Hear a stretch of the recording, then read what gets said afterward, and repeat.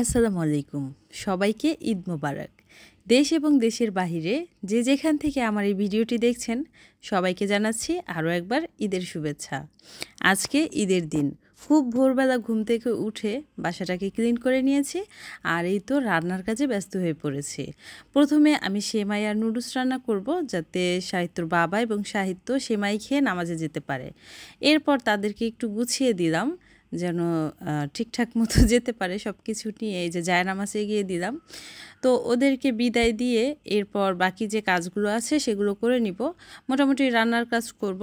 যতই বেড়াতে যাই ঘরের রান্না কিন্তু খেয়েই তারপর বাইরে যেতে হয়, এটা আমার কাছে মনে হয়। তো ওরা যখন নামাজে গেছে তো এই ফাঁকে আমি ভাবছিলাম যে ঝটপট করে একটু রান্না করব।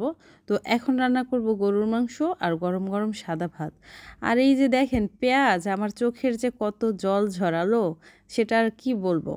আর এই যে চোখ বন্ধ করে যদি কাটতে যাই তাহলে আবার হাত কেটে যায়, কি যে এক যন্ত্রণা। আর পেঁয়াজ ছাড়া তো রান্নাও করা যায় না। তো যাক, এই সমস্যা প্রতিদিনের মতো আজকেও আমাকে কাঁদিয়ে ছেড়েছে। তারপরে এই যে গরুর মাংসটাকে বসিয়ে দিলাম। এই তো রান্না বসিয়ে দিয়েছি আর এই ফাঁকে সব কিছুকে গুছিয়েও নিয়েছি। এর মধ্যে আবার তারা বাসায় চলেও এসেছে নামাজ শেষে। আর এই যে সাহিত্য আমাকে সালাম করছিল, আমি আসলে একটা কাজ করছিলাম যে ওই জায়গাটাকে একটু গুছিয়ে নেই। আর সে পিছন থেকে যে আমাকে একদম সারপ্রাইজড করে দিল। তারপরে কাজটা সেরে খাওয়া দাওয়ার পরে এই যে একটু সাজুগুজু করে আমি যাব হচ্ছে আমার মায়ের বাসায়। ঈদের দিন বলে কথা, বাবা মাকে সালাম না করলে কি আর হয়। তো এই যে একটুখানি সাজুগুজু করেছি। তো দুঃখের বিষয়, বাহিরে প্রচণ্ড গরম। প্রথমে এসেছি আমার বোনের বাসায়, তো বাহিরে এত গরম যে আসলে এই ড্রেসটা কন্টিনিউ করা পসিবল হয়নি। তো এই তো ড্রেস চেঞ্জ করে তারপর হচ্ছে ভাবলাম যে একটু টক খাবো। তো এখানে আমের ভর্তা বানিয়ে খাচ্ছিলাম। তো ভাবলাম যে আপনাদের সাথেও একটু শেয়ার করি। এই বছর ঈদের দিন যেই পরিমাণ গরম পড়েছে, দুপুরবেলা পোলাও মাংস খাওয়ার চাইতে আমার কাছে মনে হয়েছে আমের ভর্তাটাই অনেক বেশি মজার ছিল। এরপর এখানে আরও কিছুটা টাইম স্পেন্ড করে এরপর যাব হচ্ছে আমার মায়ের বাসায়। বাবা মা হচ্ছে আল্লাহর দেয়া নেয়ামত। আসলে বাবা মা থাকতে আমরা অনেকেই এই বিষয়টা বুঝতে পারি না, কিন্তু যখন থাকে না তখন কিন্তু ঠিকই ফিল করি যে আসলে কি হারিয়েছি। বলে না যে দাঁত থাকতে যেমন দাঁতের মর্ম বোঝা যায় না, বাবা মা ঠিক দাঁতের মতো আসলে থাকতে সেরকমভাবে ফিল করা যায় না, কিন্তু যখন না থাকে তখন কিন্তু অনেক ডিপলি বোঝা যায়।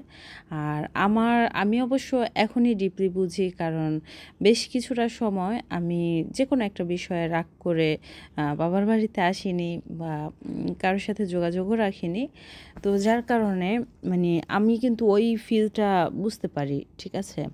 তো এখন আবার সব কিছু ঠিক হয়ে গেছে, এখন আসি যাই বা তারাও আমার বাসায় যায় আসে। যার কারণে হয় কি, এটা আমি খুব গভীর থেকে বুঝতে পেরেছি যে আসলে বাবা মা ছাড়া কোনো কিছুই কিন্তু পূর্ণতা পায় না। যার নেই ঠিক আছে, নেই, কিন্তু যার আছে তারা অবশ্যই কদর করবেন, তাদের সম্মান করবেন, ভালোবাসবেন। কারণ এই যে বাবা মা একবার যদি চলে যায় তাহলে কিন্তু আর ফিরে পাওয়া যায় না, ঠিক আছে। তো আজকের ব্লগটা এই পর্যন্তই। সবাই ভালো থাকবেন, আবার বাবা মার জন্য দোয়া করবেন।